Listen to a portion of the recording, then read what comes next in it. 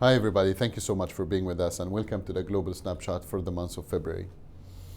First of all, allow me to always say thank you for your support and continuing watching us and continuing supporting us and being partner with us in many of the operations around the world.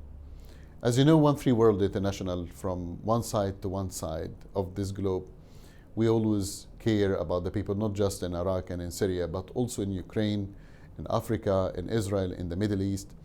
And wherever there is need, wherever we are needed, we are there. And the exciting news that end of this month, we will be going to Ukraine to the front lines with Canadian Member of Parliament. We are very excited about this, that we'll be able to help the refugees on the ground, providing medical aid, providing housing, interaction with the refugees on the ground. There is more than 2 million refugees on the border between Ukraine and Russia. And we'll be there to help the people, and we're very proud of that, and we're very happy. Many people and many of you think that only our work will focus on the Middle East. That's not true. We are always focused globally around the world, and wherever the need will take us, we will be there.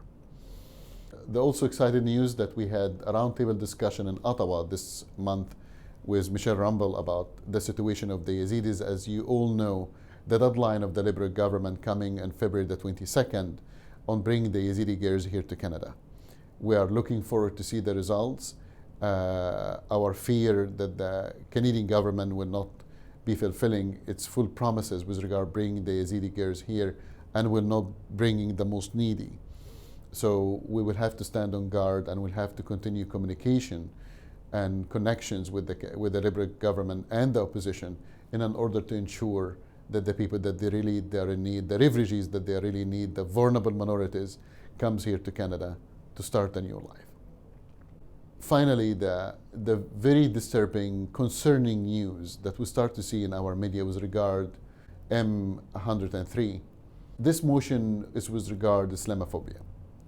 Now, One Free World International will always stand against any attacks or any hatred toward any religion or ethnic group or people of color or people of sexual orientation.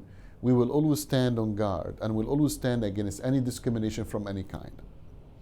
But this bill and this motion that will be discussed next week in the Parliament, first of all, I don't see why we only have to discuss Islamophobia. What about Christians? What about Jews? What about Hindu, Sikh? But the most concerning thing in Canada here and around the world, in Europe, most of our supporters in the United States and Canada and Europe, we live in a free speech country.